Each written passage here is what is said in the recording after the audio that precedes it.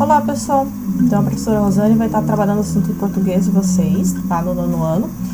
E esse primeiro assunto que nós estamos vendo agora, que nós vamos ver, é sobre a relação, uma das 10 classes gramaticais que nós temos dentro da língua portuguesa, que é o verbo. O verbo, ele se diferencia de outras classes gramaticais porque ele indica ações, estados, processos sofridos por algum sujeito dentro de uma frase, afirmações. E aí ele tem as mais diversas aplicações dentro da língua portuguesa. Então, por exemplo, nós temos 5 frases ali. Os meninos visitam a exposição Leonardo da Vinci, tá? Então, nessa frase indica uma ação no presente. A menina tirou boas notas. Nessa frase, o tirou indica uma ação no pretérito perfeito. Já, o Daniel mostrará o celular aos amigos. Esse mostrará, quer dizer que vai acontecer ainda, indica uma ação no futuro. Na outra frase, Carolina estava na escola. Nesse caso, indica um estado de pretérito imperfeito. Marta adoeceu. Nesse caso, indica um pretérito perfeito. E aí é interessante que os verbos, ele é uma classe muito flexível. E daí ele pode variar, então, em tempo, modo, pessoa e número. Então, tempo, ele pode me dizer presente, passado, futuro, ou pretérito, como queiram chamar, tá? Então, a situação acontecendo agora, pretérito. Então, a situação que aconteceu, o futuro que vai acontecer aí.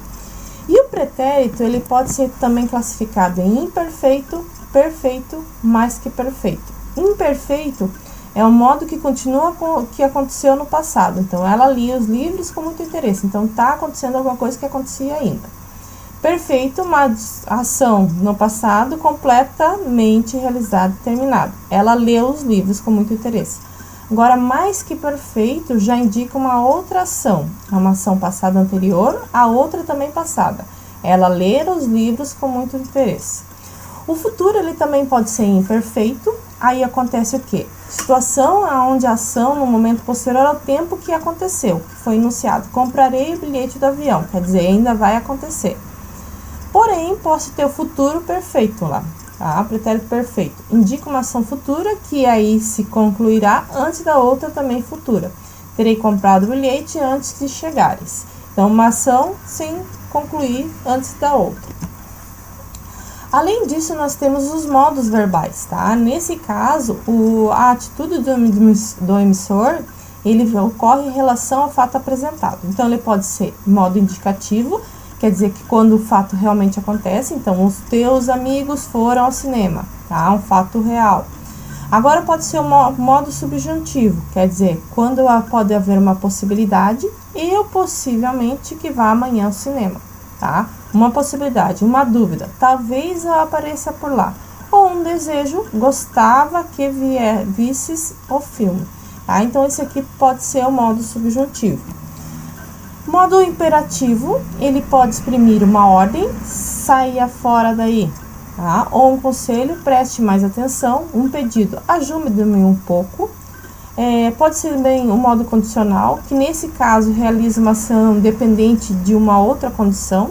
Ela ficaria muito contente se lhe oferecesse uma prenda, tá? Então, nesse caso, é condicional a um outro fato. O infinitivo indica uma ação de maneira muito vaga, tá? Em abstrato. Para comer bem, só aqui. Então, ficou meio vago. Aí, nós temos verbos existenciais. O verbo haver, no sentido de existir, ocorrer, ou um tempo decorrido, ele é chamado impessoal, tá? Então, ele significa que ele permanece na terceira pessoa do singular, pois não tem sujeito. Então, por exemplo, nessa composição não há titulares ou reserva, quer dizer que não existem. Então, vocês estão vendo que eu consigo trocar pela palavra existem. Não existem titulares ou reserva. Já houve, quer dizer, já aconteceu vários acidentes. Então, esse houve e aconteceu, ele tem o mesmo significado. Então, no verbo haver.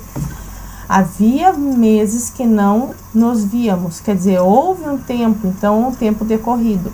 Mas se não houvesse projetos de lei para a imprensa, tá? Do verbo haver, existem, tá? Desfez o mito da época em que não havia condições técnicas, também do verbo haver. Então, essa dúvida sempre acontece, o verbo haver, ele está no pretérito ou no futuro. Então, por exemplo, Ou no próximo concurso haverá ou haverão muitos candidatos. O certo é haverá, tá? O verbo haver sempre vai ser conjugado como haverá. Aí essa regra ela também se aplica quando eu tiver no sentido de existir, ó. Deve haver muitas pessoas na reunião. Devem existir. Poderia ter havido alguns incidentes. Poderia ter ocorrido. Pode haver várias especulações. Na locução adverbais, o verbo principal é sempre o último. Nesse caso, são verbos auxiliares. Então, ele fica como um sujeito inexistente. Então, o verbo fica sempre no singular. O que é singular? O menino, singular. Os meninos, plural. Então, os meninos pularam, tá no plural. O menino pulou, tá no singular. O verbo existir, tá? Ele é pessoal com sujeito e deve concordar com seu sujeito. Existem no Brasil 2 tipos de caipira. Como caipiras, tá no plural, existem, vai pro plural. Na polícia não existem fotos de traficantes. Como eu tô falando fotos de traficantes, tá no plural, existem, vai pro plural. Ainda podem existir dúvidas para serem resolvidas. Então, nesse caso, dúvidas podem existir. Uma outra observação, o verbo haver pode ser usado no plural desde que não esteja no sentido de existir, ocorrer ao tempo decorrido. Então, os professores houveram por bem adiar, quer dizer, decidiram adiar as provas.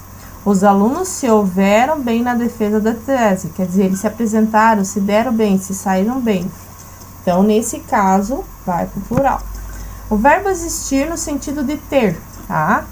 No caso aqui, ó, tem pessoas assim em todo lugar. Existem pessoas assim em todo lugar. Vocês notem que se eu trocar por ter e existir, vai ter o mesmo significado. Na festa tinham mais mulheres do que homens. Na festa existiam mais mulheres do que homens. Então, esse sentido fica o mesmo. Aí, nós temos que cuidar também com as grafias de alguns verbos, porque caçar, de caçar animais, é com C cedilha. Se for com 2 S, é de anular ou invalidar algo. Se eu colocar cinto, tá? É uma faixa de couro com C, com S é do verbo sentir. Concerto com C é de concerto musical e concerto com S é de reparo. Descrição é de descrever. Discrição é de ser discreto, de ter uma modéstia. Viagem com G indica o ato de viajar. Viagem com J é a flexão do verbo viajar na terceira pessoa do plural. Nesse caso aí, é escrito com J.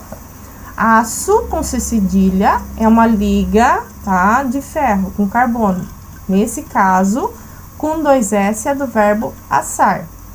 Recriar e recriar é o ato de fazer uma recriação, brincadeiras. Recriar quer dizer refazer algo, um ato de criar novamente, outra vez. Então, vocês têm que ver que esses verbos, na forma de escrita, na forma de falar é a mesma, mas na forma da escrita elas têm diferenças. Então, tem que estar cuidando, tá? Então, isso aqui é um pequeno resumo do que vocês vão encontrar no material de suporte. Desejo a todos um bom dia, uma boa semana e até mais!